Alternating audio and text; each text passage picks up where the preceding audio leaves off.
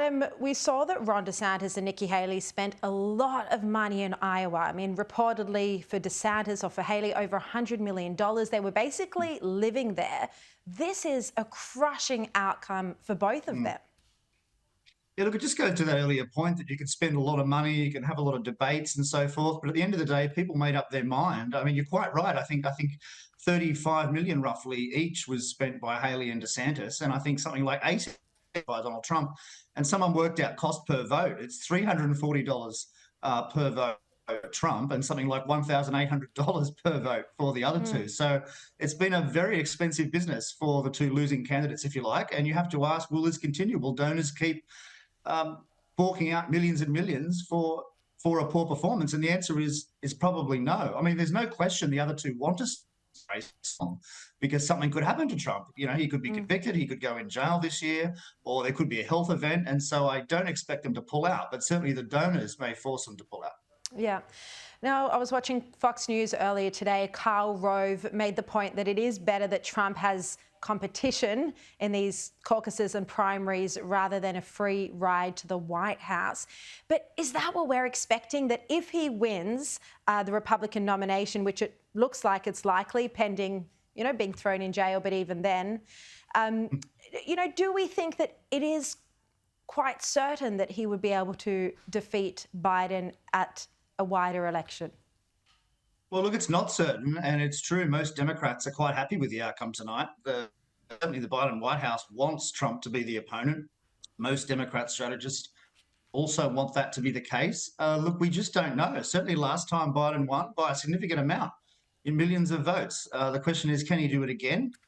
I mean, I doubt it personally. I think Trump has a very good shot of winning this year because of the decline of Biden, which is just so obvious to everyone in this country, and also the state of the economy. People are furious about inflation. Sure, the rate's coming down, but it's still 4%. It's still double of what it should be, and prices certainly aren't falling, and people's incomes have not gone up by anywhere near as much. So there's a lot of anger in this country, and also there's a number of wars brewing overseas, which is of great concern.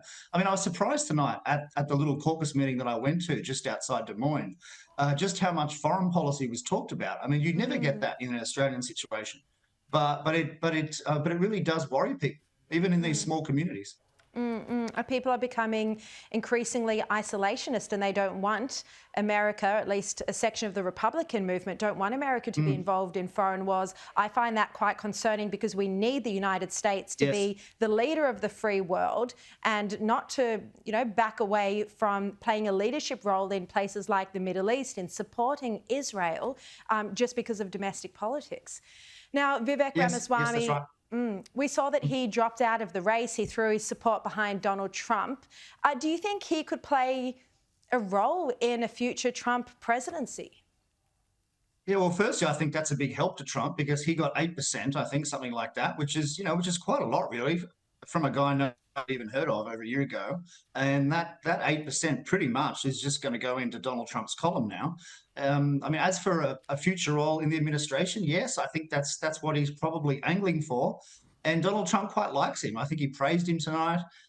He said he's a brilliant guy, and he is a brilliant guy. I mean, if you hear him speak, he's extraordinarily articulate. I mean, he's an absolute genius. I've never really seen anyone like it. So, he could have a role in Donald Trump's cabinet, or, some people say vice president. I seriously doubt that, but certainly some sort of ambassadorial role, yes, for sure.